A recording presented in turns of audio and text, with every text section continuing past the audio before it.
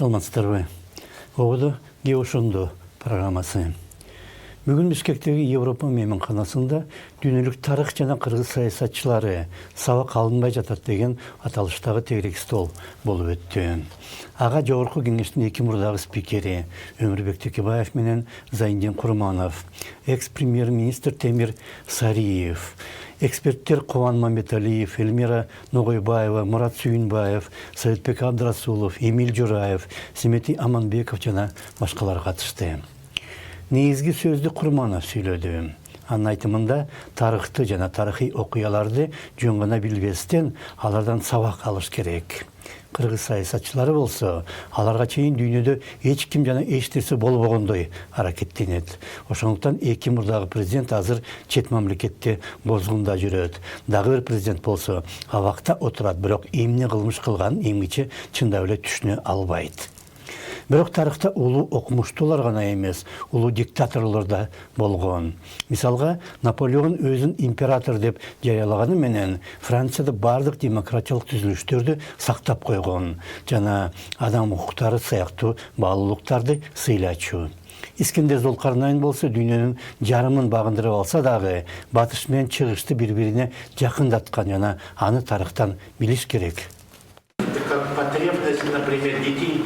Тарыхка элдер балдар энесин же үй бүлөсүн сүйгөндөй муктаж. Тарыхы жок болсо элдер жана адамзат жетим калат. Тарых сабактары болсо бизге ката кетирбеш үчүн керек. Жалпак тил менен айтканда.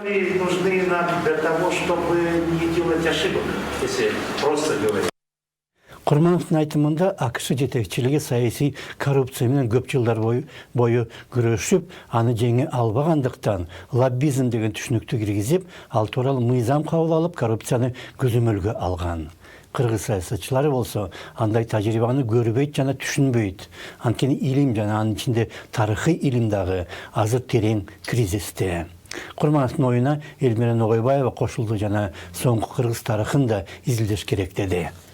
Даже сегодняшний круглый стол мы не сослались, Бүгүнкү тегерек столдо биз байыркы Грекияны, Орусияны эстеп жатабыз. Бирок кыргыз мисалдарын келтирген жокпуз. Ньютондун бир жакшы сөзү бар. Мен мурдагы гиганттардын ийине чыккандыктан алысты көргөм деген. А биз азыр кимдин ийине чыгып турабыз? Кайсы өзүбүздүн саясатчыларды, президенттерди биз барктап, аларга баа беребиз?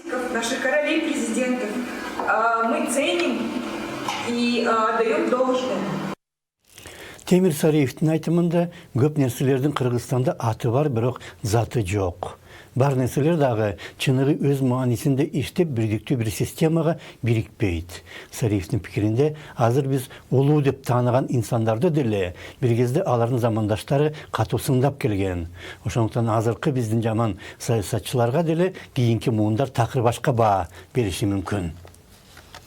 Здесь есть два спикера, которые возглавляли. Бул жерде эки мурдагы спикер отурат. Алар биздин республиканын парламентин бир кезде башкарган. Жана ошондо биз кабыл алган чечимдерден бүгүнкү тарых жаралып жатат. Убакыт өткөндөн кийин башкалар бизди таразага салат. Ушундай саясатчылар болгон экен. Алар тиги же бул чечимди кабыл алыптыр. Алар ушундай таасир кылыптыр деп келечекке.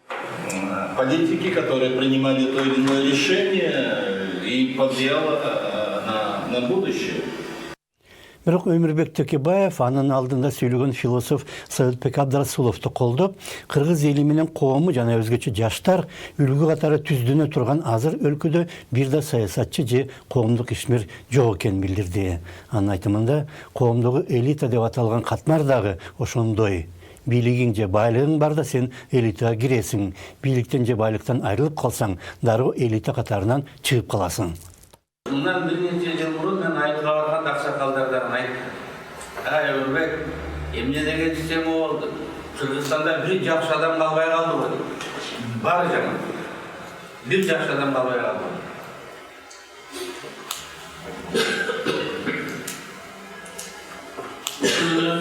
Бизде калыптанып баардыгы общепризнанный. История жок экендиги. История – это в первую очередь не только факты событий, это в первую очередь еще акценты. Тура эмес, жакшы жаман. Талкууну аяктап жатып Зайнидин Курманов жаманбы жакшыбы Кыргызстан өз демократиясын курду. Ал канчалык кыйшык же мыйрык болсо дагы кошуна мамлекеттердеги тартиптен жакшы. Кеп ошондо саламатта калыңыздар.